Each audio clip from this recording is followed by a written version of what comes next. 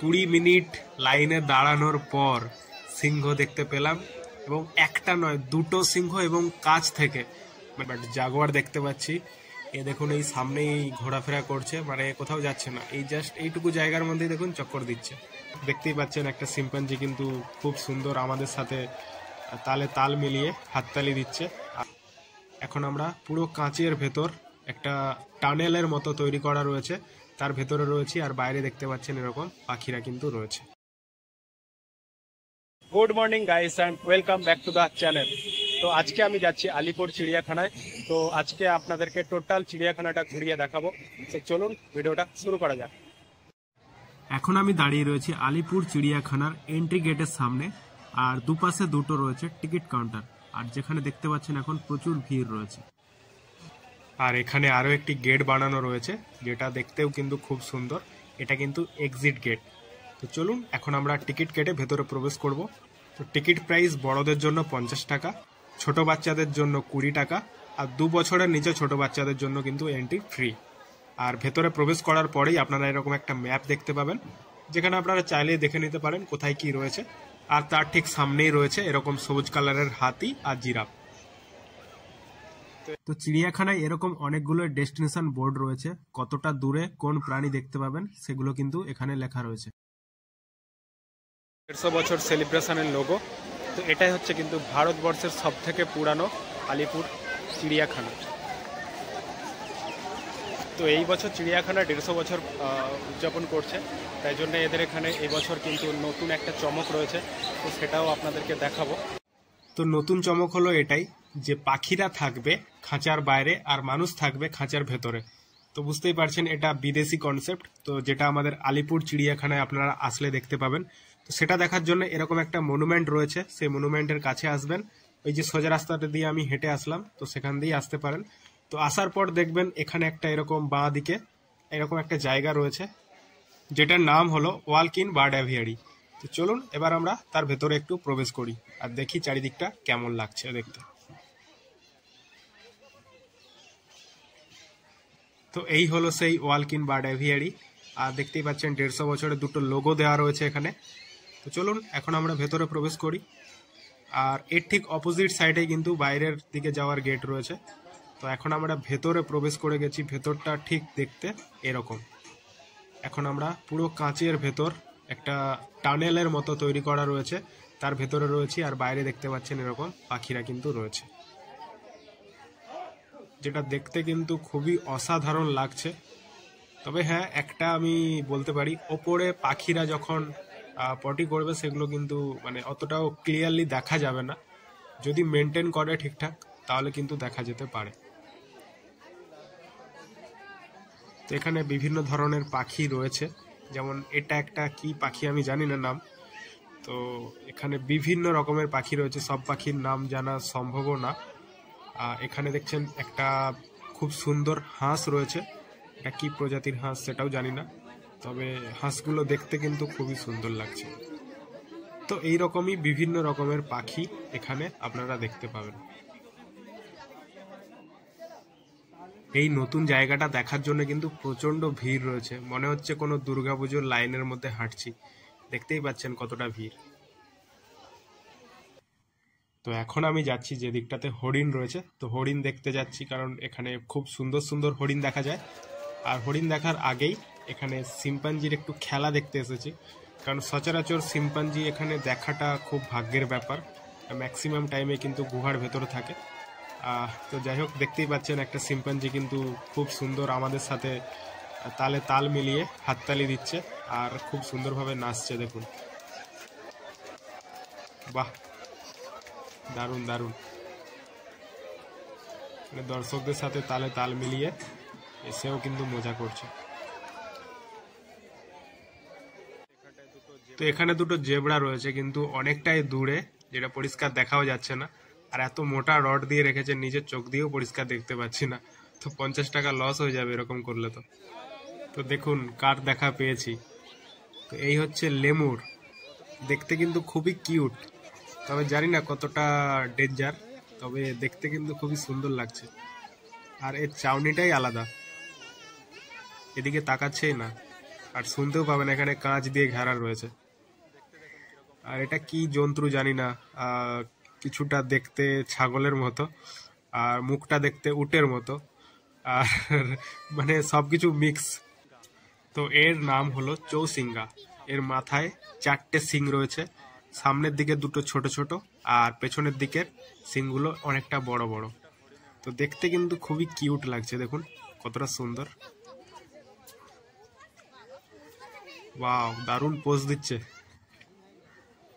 আর এখানে একটা ছোট্ট রয়েছে আর একটা বড় রয়েছে, আর দুটোই কিন্তু খুবই কিউট লাগছে দেখতে।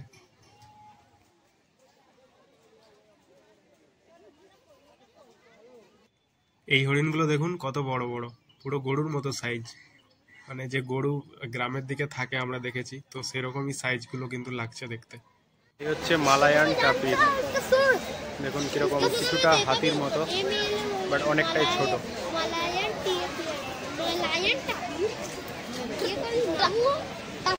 তো এর নাম হচ্ছে ঘড়িয়াল। তো দেখতেই পাচ্ছেন কতটা সাইজে বড়, মানে একটা মানুষের থেকেও কিন্তু অনেকটাই লম্বা, প্রায় 7 থেকে 8 ফুট তো হবেই এটা। আর অর্ধেকটা তো দেখাই যাচ্ছে না, মানে লেজের সাইডটা। তো এরকম অনেকগুলো এখানে রয়েছে। চলুন বাকি কুমির দেখবো এবার। তো এই হচ্ছে কুমির, আর এই যে সাইজ, ওই যে কুমিরটা দেখছেন ওইটা সব থেকে বড়, আর এর পাশে অনেকগুলো রয়েছে। তো দেখে মনে হবে যে পাথরের তৈরি বা কিছু, কিন্তু না, এগুলো কিন্তু সত্যি রিয়েল। মানে এগুলো যদি আপনারা নড়তে দেখেন তাহলে আপনার কিন্তু ভাগ্য ভালো।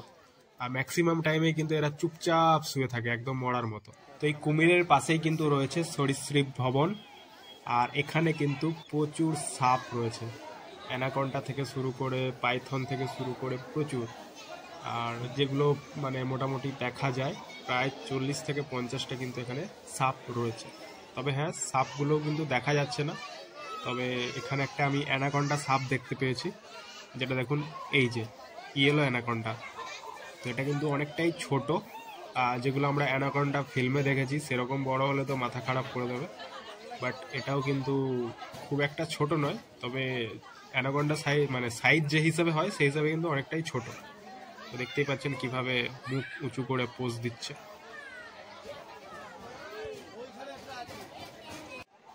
তো এখন আমরা প্রবেশ করব যারা নিশাচর প্রাণী হয় তো তাদের ঘরের মধ্যে। তো চলুন নিশাচর প্রাণীগুলোকে একবার আমরা সচক্ষে দেখে নিই। তো ভেতরটা আই থিঙ্ক অন্ধকার হবে, হ্যাঁ যেটাই ভাবছিলাম। তো যেহেতু নিশাচর প্রাণী তাদেরকে তো অন্ধকারে রাখতেই হয়।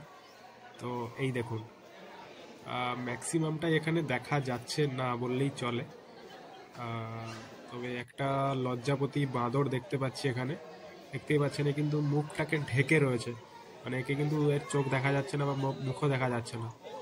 তো এরকম পরিস্থিতি। তো এবার আমরা দেখতে পাচ্ছি ভারতীয় একশৃঙ্গ গন্ডার। তো দেখতেই পাচ্ছেন কতটা বড় সাইজের রয়েছে এখানে, অনেকটা দূরে যেহেতু তাই ছোট হয়তো লাগছে, বাট অনেকটাই কিন্তু এটা বড় রয়েছে আর খুবই কিন্তু খতরনাক মনে হচ্ছে দেখে। আর সামনাসামনি যদি কেউ পড়ে না গন্ডারের সামনে, দেখেই কিন্তু ভয় পেয়ে যাবে। তো দেখতেই পাচ্ছেন এর এখন আই থিঙ্ক মাথা চুলকাচ্ছে, তাই দেয়ালেতে মাথা ঘষছে। তো চলুন আমরা একটু ওইদিকে যাই, আরো অনেক কিছু দেখানোর আছে আপনাদেরকে, সিংহ বাঘ। তো চলুন আমরা একটু সিংহ বাঘের দিকে যাই। তো গাইস, চিতাবাঘ তো দেখতে পেলাম না, বাট জাগুয়ার দেখতে পাচ্ছি। এ দেখুন এই সামনেই ঘোরাফেরা করছে, মানে কোথাও যাচ্ছে না, এই জাস্ট এইটুকু জায়গার মধ্যেই দেখুন চক্কর দিচ্ছে। মানে কি বলতে চাইছে এটা কি সেটা বুঝতে পারছি না। আর এই দেখুন দূরে দেখতে পাচ্ছি একটা সাদা বাঘ। বাঘগুলো সবসময় কেন দূরের দিকেই বসে থাকে, এরা সামনে আসে না কেন? মানে মনের দুঃখে মনে হয় দূরের দিকে গিয়ে বসে আছে চুপচাপ, মানে কোনো নড়নচড়ন নেই। আর দেখুন সিংহ দেখার লাইনে ভিড় কাকে বলে, মাথা খারাপ। মানে সেই দুর্গাপুজোর প্যান্ডেলের শ্রীভূমির লাইনের মতো এখানেও কিন্তু সিংহ দেখার জন্য লাইন পড়ে গেছে।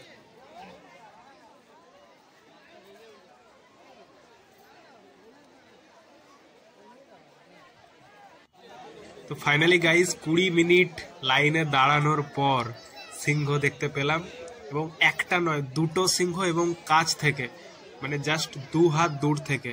আর এখানে কিন্তু দুটো জাল দিয়ে ঘেরা রয়েছে, মোটা মোটা জাল দিয়ে। মানে বুঝতেই পাচ্ছেন সিংহের খাঁচায় যদি কেউ একবার প্রবেশ করেছে তার আর রেহাই নেই।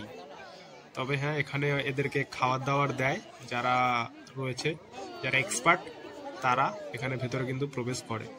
আর সিংহগুলো গর্জন করছে দেখুন, একবার মাঝে মাঝে করছে, বাট লেভেলের।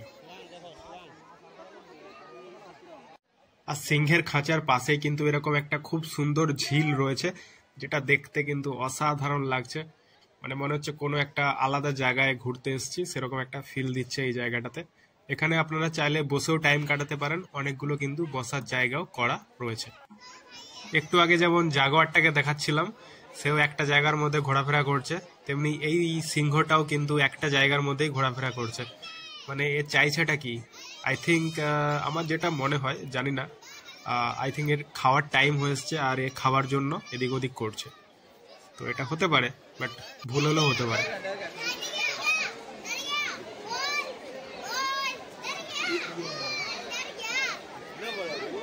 তো এখানেও একটা বাঘ দেখতে পাচ্ছি, যেটা অনেকটাই কাছে রয়েছে, আর এর সাইজটাও কিন্তু অনেকটাই বড়। মানে সিংহটা দেখলাম যা সাইজ, সেরকমই সাইজের কিন্তু এই বাঘটা রয়েছে। মানে ভাবাই যায় না। আর জলহস্তির কাজ দেখুন, চুপচাপ জলেতে রয়েছে। মানে নড়ছেও না, চড়ছেও না, কিচ্ছু করছে না, চুপচাপ জলেতে কি করছে ও নিজেই জানে। তো গাইস, অনেক সিংহ দেখা হয়েছে, অনেক বাঘ দেখা হয়েছে, এবার চলুন একটু ময়ূর দেখে নিই। তো এখানে দেখতে পাচ্ছি একটা দুটো সাদা ময়ূর রয়েছে, তবে জাল দিয়ে ঘেরা রয়েছে এমন ভাবে পরিষ্কার বোঝা যাচ্ছে না। চলুন একটু ম্যাকাও দেখে নিই। তো এখানে ব্লু এবং ইয়েলো ম্যাকাও রয়েছে। তো যেখানে ওয়াকিং বার্ড এভিয়ারি রয়েছে, মানে যেটা খাঁচার ভেতরে আমরা মানুষেরা ছিলাম আর পাখিগুলো খাঁচার বাইরে ছিল, সেই জায়গাটায় রাখলে কিন্তু আরো দেখতে খুব ভালো লাগতো, অনেকটা কাছ থেকে দেখতে পেতাম। এখানে জাল দিয়ে ঘেরা রয়েছে, পরিষ্কার বোঝা যাচ্ছে না।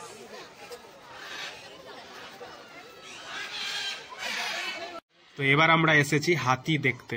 এখানে কিন্তু দুটো হাতি দেখতে পাচ্ছি, একটা হাতি ওপরে উঠে গিয়েছে আর একটা হাতি নিচে ঘোরাফেরা করছে।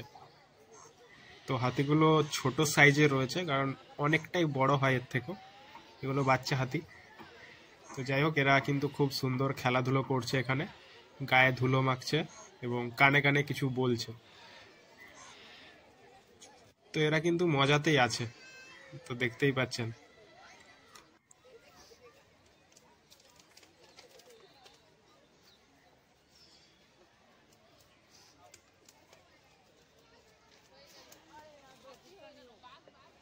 তো এখানে কিছু সারস পাখিও রয়েছে, যারা কিন্তু এখানে খুব সুন্দরভাবে মাছ খাচ্ছে আর ছোট্ট জায়গার মধ্যে উড়ে বেড়াচ্ছে। আর এগুলো কিন্তু কোনোটাই দেশীয় পাখি নয়, এগুলো আই থিঙ্ক বিদেশি পাখি, কারণ এই পাখিগুলো আমি কোনোদিন দেখিনি। আমারও গ্রামের দিকে বাড়ি, তবে আমি কোনোদিন এইরকম পাখি দেখিনি। এর পাশেই দেখতে পাচ্ছি খুন্তির মতো মুখওয়ালা কিছু সারস পাখি বা বক পাখি বলতে পারেন। তো এর মুখগুলো কিন্তু খুন্তির মতো, তো দেখুন কিরকম চ্যাপ্টা টাইপের। তো এবার আমরা প্রবেশ করছি জিরাফ ওয়ার্ল্ডে। Welcome to giraffe world. তো এখানে একটা ব্রিজের মতো করা রয়েছে, ঠিক আছে। তো এটাও খুব সুন্দরভাবে সাজিয়েছে, আর তার পাশেই এরকম জিরাফ রয়েছে। আর এখানে একটা জিরাফের ঘর বানানো রয়েছে, যেটা মানুষের ঘরের থেকেও কিন্তু দেখতে খুবই সুন্দর। দেখতেই পাচ্ছেন জিরাফের ঘরটা কতটা সুন্দর, মানে মনে হচ্ছে কোনো রাজপ্রাসাদের গেট। তো বুঝতেই পাচ্ছেন।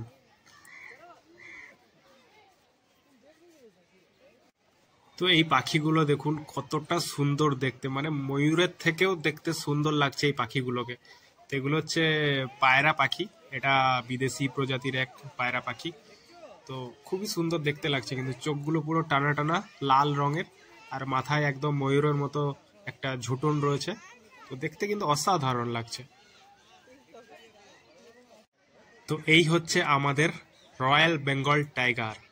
দেখতেই পাচ্ছেন কতটা বড় সাইজ। আমি কিন্তু অনেকটা দূর থেকে ভিডিও করছি, জুম করে আপনাদেরকে দেখাচ্ছি। তো দেখতেই পাচ্ছেন কতটা বড় সাইজের। তো আমার ঘোরা প্রায় কমপ্লিট। তো এবার জাস্ট আমরা বাড়ির দিকে রওনা দেব। তো টোটাল আমার এটা ঘুরতে টাইম লাগলো প্রায় 2 ঘন্টা মতো। এখানে সব থেকে বেশি মজা পাবে ছোট বাচ্চারা, আর ছোট বাচ্চাদের তো টিকিট প্রাইস 20 টাকা, আর বড়দের তো আমি একটু আগেই বললাম মাত্র 50 টাকা। আর 2 বছরের নিচে যদি কোনো বাচ্চা থাকে তারা কিন্তু ফ্রিতে প্রবেশ করতে পারে। তো এখানে বাড়ির খাবার অ্যালাউ রয়েছে, আপনারা চাইলে এরকম বসে পিকনিক টাইপের করেও বাড়ির খাবার খেতেই পারেন। এছাড়া এখানে বিভিন্ন দোকানদানিও পেয়ে যাবেন, যেখান থেকে আপনারা প্যাটিস বা বিভিন্ন রকমের যে এই ধরনের যে খাবারগুলো হয় সেগুলো পেয়ে যাবেন। আচ্ছা, আরও কিছু ইম্পর্টেন্ট নোটিশ রয়েছে। আপনারা কেউ বৃহস্পতিবার দিন আসবেন না, বৃহস্পতিবার দিন চিড়িয়াখানা বন্ধ থাকে। তবে 15ই ডিসেম্বর থেকে জানুয়ারি মাসের অর্ধেক টাইম পর্যন্ত এই চিড়িয়াখানা কিন্তু রোজই খোলা থাকছে। এই হচ্ছে চিড়িয়াখানার এক্সিট গেট, যেটার সামনেটা কিন্তু খুবই সুন্দরভাবে সাজানো হয়েছে। 150 বছর উদযাপন উপলক্ষে কিন্তু এই গেটটাকে এত সুন্দরভাবে সাজানো হয়েছে। তো দেখুন চিড়িয়াখানায় কিভাবে আসবেন। চিড়িয়াখানায় আসতে গেলে শিয়ালদা থেকে 230 এবং 260 নম্বর বাস রয়েছে, আপনারা চাইলে ওতে করে আসতে পারেন।